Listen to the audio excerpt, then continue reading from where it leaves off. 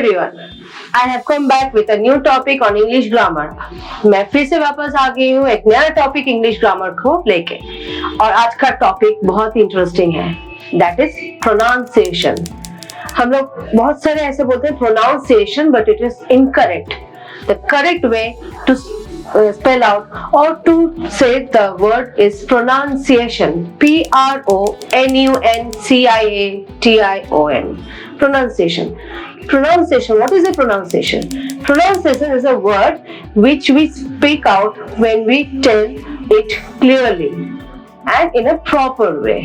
Pronunciation means जो हम लोग बोलते हैं इस वर्ड को प्रॉपर तरीके से, एकदम क्लियरली, उसको प्रोनाउंसिएशन बोलते हैं उस वर्ड को, right? How we can focus on a pronunciation, कैसे हम लोग प्रोनाउंसिएशन को प्रॉपरली बोलेंगे वर्ड्स के बारे में. First, focus on the smallest unit of the language in a sentence of a word which brings out a meaning. जो sentence में वर्ड हम लोग प्रोनाउंस कर रहे हैं उसका एक ऐसे तरीके से बोलना पड़ेगा ताकि उसका जो मीनिंग है वो समझ में आ जाए कि क्या बोला जा रहा है. Second, listen to what you are speaking. जो भी आप इंग्लिश में बातें बोल रहे हैं, जो भी वर्ड्स आप लोग बोल रहे हैं, उसको आप खुद सुनिए कि आप क्या बोल रहे हैं. Third, read the English books और read the English newspapers.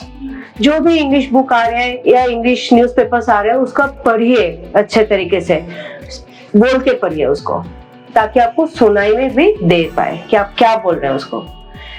And the next one is speak slowly. जो भी आप बोलेंगे उसको स्लोली आप बोलिए, आईने के सामने खड़े होके बोलिए खुद के साथ. देखिएगा आपका जो प्रोनाउंसिएशन है वो कितना इंप्रूव होता है वहां पे.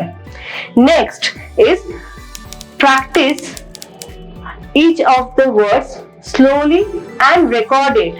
जो भी आप बोल रहे हैं उसको रिकॉर्ड कीजिए. क्यों? ताकि आपको बाद में वही प्रोनाउंसिएशन आप खुद सुने कि आप क्या बोले थे इसके पहले. तो ये कुछ तरीके हैं प्रोनाउंसिएशन को इम्प्रूव करने के लिए. अब कुछ ऐसे वर्ड्स हम लोग प्रैक्टिस करेंगे अभी जो कि हेल्पफुल रहेगा, और वो वर्ड्स वैसे ऐसे ही बोलेंगे ताकि हम लोग अपने माउथ जो है, मुंह जो है वो कैसे हिलाएंगे, टंग, जीभ जो है उसको कैसे हम लोग हिलाएंगे बोलने के टाइम पे. ये कुछ तरीके हैं. फर्स्ट वर्ड है कैसल. हम लोग कैसल बोलेंगे, CASTLE, कैसल. कास्टल नहीं बोलेंगे उसको, दैट इज इनकरेक्ट. हम लोग बोलेंगे कैसल. यहाँ पे टी जो है वो साइलेंट रहता है. नेक्स्ट है इंजन. इंजन को हम लोग एंजाइन नहीं बोलेंगे, वो इंजन है. तो The way to speak engine, engine नहीं है, इसको करेक्ट कीजिएगा. नेक्स्ट है environment. यहाँ पे हम लोग को किसको, कौन सा लेटर को साइलेंट पे रखा है? N को. R को थोड़ा सा साइलेंट पे रखा है. environment नहीं, environment. करेक्ट. नेक्स्ट हम लोग बोलेंगे, जैसे हम लोग जो स्पेशली इंडियंस है वो लोग, हम लोग जो जगह है Mandarmani, it is Mandarmani, not Mandermani. बहुत सारे ऐसे मैंने सुनी है मैंडरमनी बोलते हैं. No, it is incorrect, that is Mandarmani, right. Next है इटली. इटाली नहीं बोलेंगे, इटली. ए को साइलेंट रखेंगे यहाँ पे. एसएल. एसएल को एजेल नहीं बोलेंगे, दैट इज एसएल. मतलब LE को थोड़ा सा साइलेंट लेके, लेकिन E को थोड़ा सा जगह देके L को हम लोग प्रॉपरली वहां पे बैठाएंगे. करेक्ट.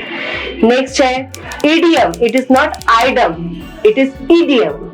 हम लोग को E इस तरह से, इडियम नॉट आइडम, ये ख्याल रखना हम लोग को. एम्बैरेस्ड. एम्ब्रेस्ड नहीं होगा, एम्बैरेस्ड होगा. क्यों? स्पेलिंग जो है वो है EMBARRASSED, एम्बैरेस्ड. ठीक है. नेक्स्ट है प्रिंसिपल. दोनों चीज है, प्रिंसिपल प्रिंसिपल, दोनों में फर्क है, इसलिए जो भी प्रोनाउंस करेंगे वो प्रॉपरली करेंगे ताकि इन दोनों का मीनिंग जो है वो समझ में आ जाए. प्रिंसिपल मतलब जो हेड है, प्रिंसिपल मींस कुछ टॉपिक्स या कुछ जो रूल्स है उसको फॉलो करना, राइट. मेन इंपॉर्टेंट जो रूल्स है उसको फॉलो करो, उसको इंपॉर्टेंट जो है वो है प्रिंसिपल, नॉट प्रिंसिपल. नेक्स्ट है प्रिविलेज. प्रिविलेज नहीं बोलेंगे, दैट विल बी प्रिविलेज. तो ये कुछ वर्ड्स हैं जिसको हम लोग अच्छे तरीके से प्रोनाउंस करके इसको हम लोग प्रेजेंट कर सकते हैं अपने सेंटेंस में। कोई वहां पे इश्यूज नहीं आएगी, किसी को समझ में नहीं आएगा ऐसा नहीं होगा, उसको समझ में आएगा, जिससे हम लोग बात कर रहे हैं उनको भी समझ में आ जाएगा। They will understand what we are speaking, what we want to tell to that person. So this is what today's topic was. I hope you liked it and you will improve your pronunciation. Hope to come back with you very soon again with a new topic. See you then. Bye bye everyone and have a nice day. Thank you.